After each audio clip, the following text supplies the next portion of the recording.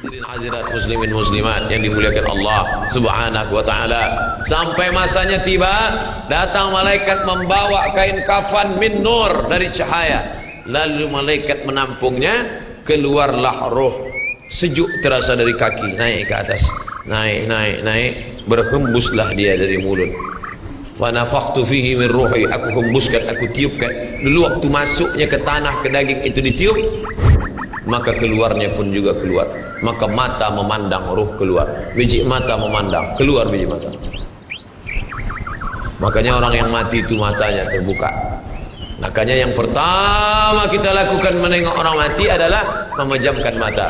Allahumma ighfir li abdus samad warfa' darajatahu ma'al ghabirin. Inna lillahi wa inna ilaihi raji'un. Makanya saya jarang-jarang datang bila ada sebut ustaz ada orang meninggal dunia. Sudah lama, baru sejam, nanti saya datang. Sebab apa? Saya takut nak pejamkan mata dia. Agak-agak sudah dipejamkan orang, baru saya datang.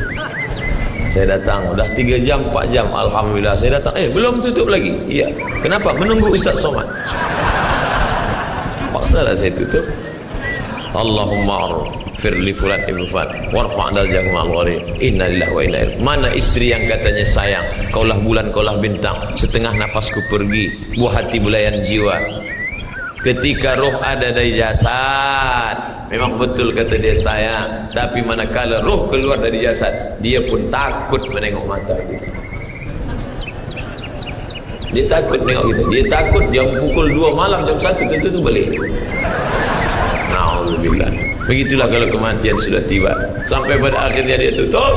Innalillahi wa inna ilaihi raji'un. Selepas itu roh pun keluar, dibawa. Kalau dia baik, roh itu dibawa, dimasukkan ke dalam kain kafan min nur. Hadis riwayat Ahmad bin Hanbal. Lalu dibawa oleh malaikat sampai ke pintu langit. Malaikat bertanya, inikah orang yang amalnya selalu dibawa pagi, dibawa petang? Inikah orang yang amalnya selalu dibawa hari Kamis? Inikah amalnya yang selalu dibawa pada bulan nisfu Sya'ban? Ya, inilah orangnya. Kam min masyhurin fil ardi walam yakun ma'rufan fis sama. Bukan hadis. Berapa banyak orang yang namanya masyhur di bumi, tapi malaikat tak mengenal dia.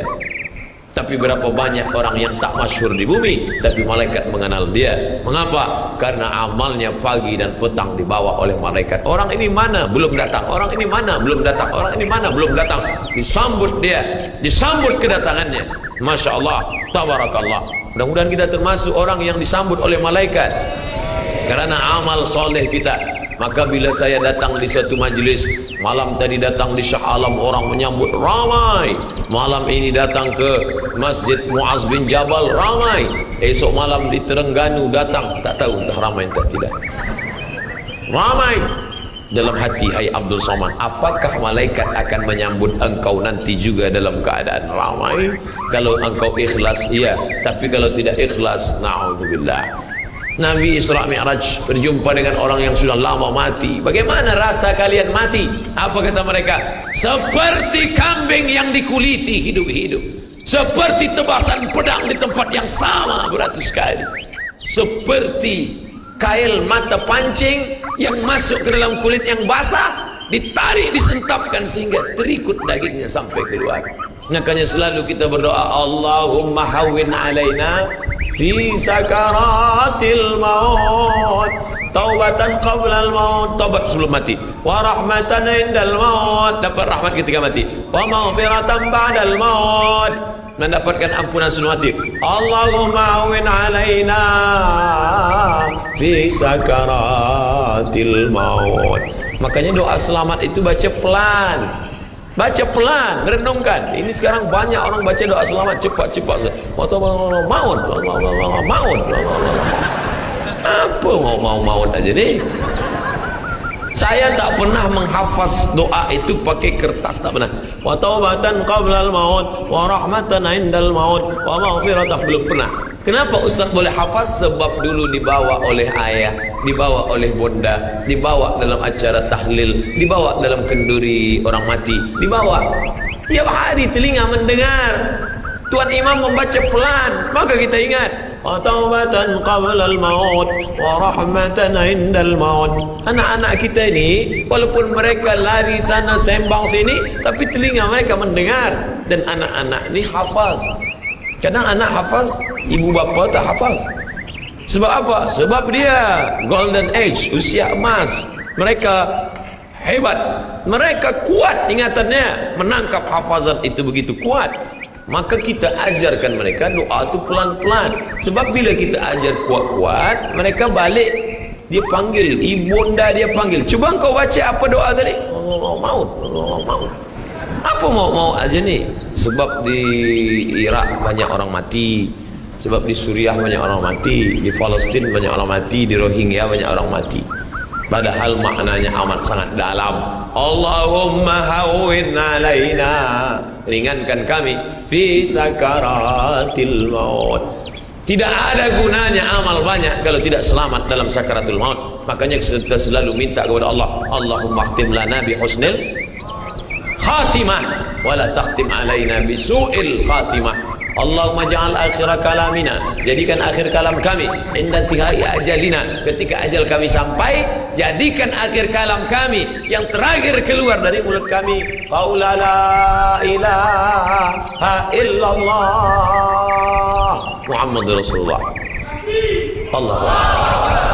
Biasa orang takbir ini nak pergi perang, menghadapi sakaratul maut penting juga takbir. Sebab di situ banyak segala macam godaan-godaan. Datang syaitan membawa air, katanya menjelang sakaratul maut itu haus, panas, haus, maka datang syaitan membawa air. Engkau sebut nama aku bagi air. Mau? Kata dia. Mau?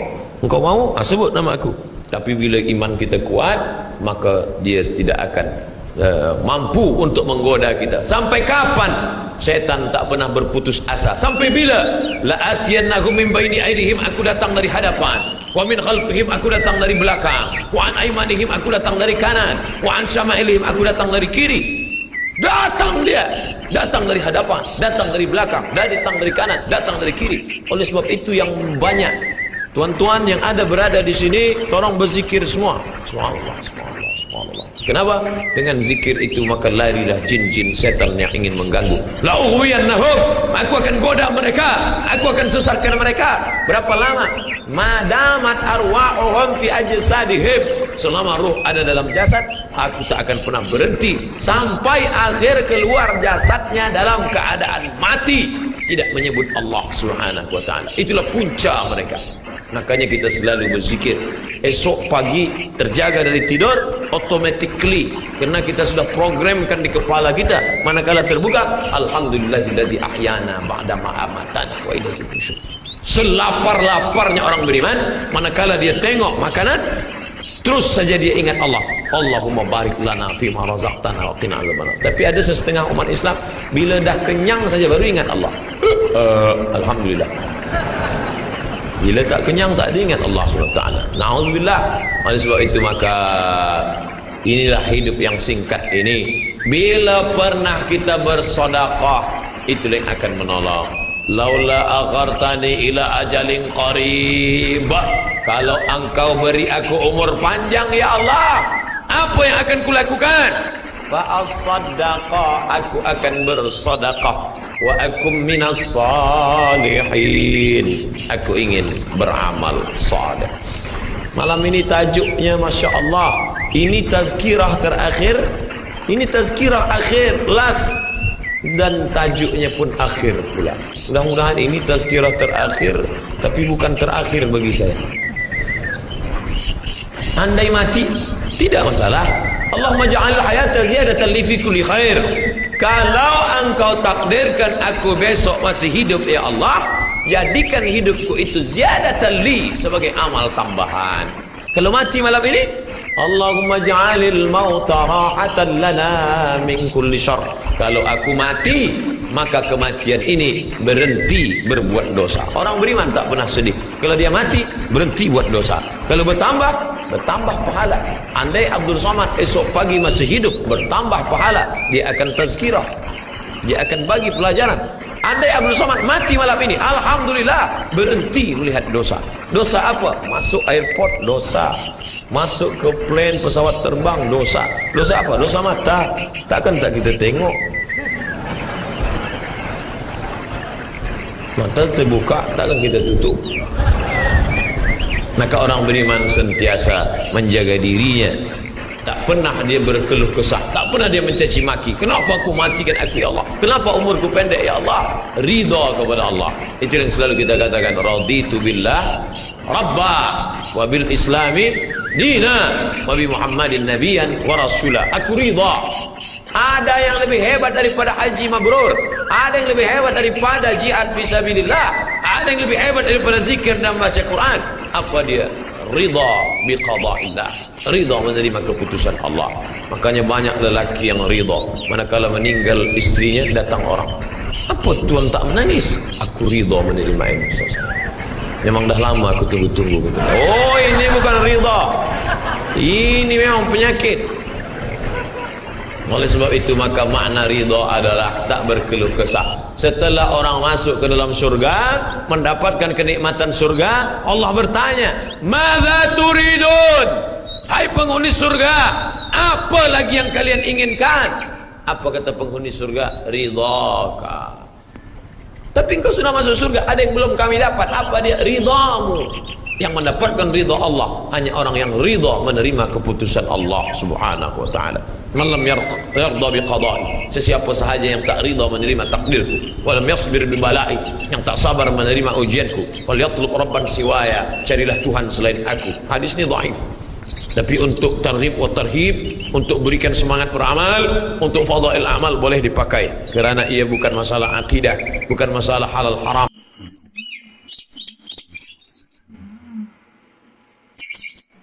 Inna Allah yudnil mu'min fayadha'u alaihi kanafahu wa yasduruh.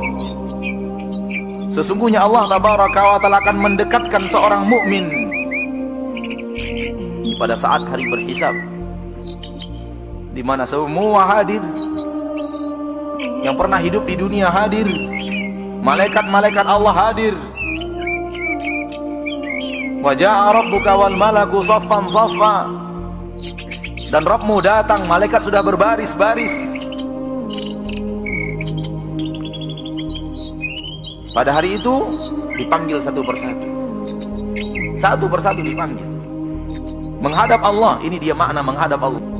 Apa yang Allah katakan kepada mukmin, penduduk mahsyar tidak ada yang tahu. Apa jawaban mukmin kepada Allah, penduduk mahsyar tidak ada yang tahu, karena Allah telah menurunkan kanafa, menurunkan penutupnya. Kemudian Allah berkata kepadanya, "Ata'rifu dzamba kadza?" Apakah engkau tahu dosamu yang ini? "Ata'rifu dzamba kadza?" Apakah kamu tahu dosamu yang ini? Allah sebut dosa-dosa kita, saudaraku. Allah yang menyebutnya kepada kita, tidak menunggu laporan malaikat. Apakah kamu pernah melakukan ini? Apakah kamu masih ingat dosa yang ini, dosa yang ini, dosa yang ini? Dan berapa dosa kita? Berapa kita sudah melakukan maksiat kepada Allah?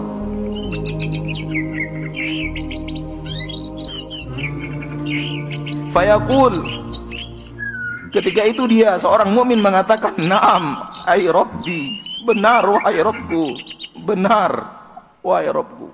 Setiap Allah mengatakan, bukankah engkau melakukan dosa ini? Orang mukmin menjawab, benar wahai Rabbku, benar wahai Rabbku. Hatta idza qarrarahu bi dzunubi, sehingga dia, ketika dia telah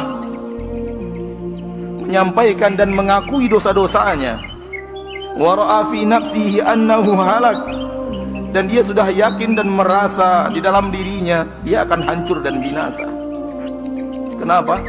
Karena terlalu banyak dosa yang Allah sebutkan kepadanya. Terlalu banyak dosa kita yang disebut oleh Allah. Kalau ini adalah nasib kita,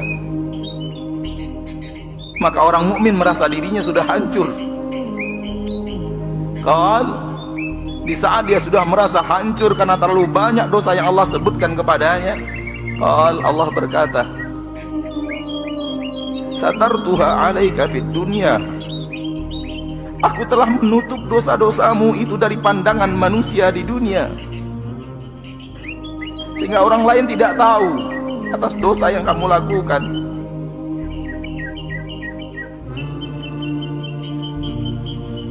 Satartuha alaika fid dunya, aku tutup dosamu itu di dunia. Wa ana aghfiruha lakal yaum, pada hari ini aku ampuni dosa-dosamu itu.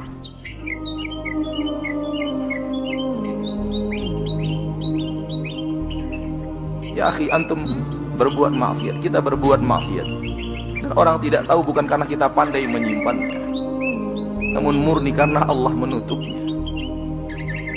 Kalau Allah membukanya, dengan sekejap mata Allah bisa lakukan apapun untuk membuka aib kita. Wallahi, wallahi, wallahi, kalau aib kita dibuka oleh Allah, kita akan diludahi manusia. Begitulah kita dengan dosa kita yang terlalu banyak. Demi Allah tidak akan tansurullaha yansurkum wa yuthabbit aqdamakum.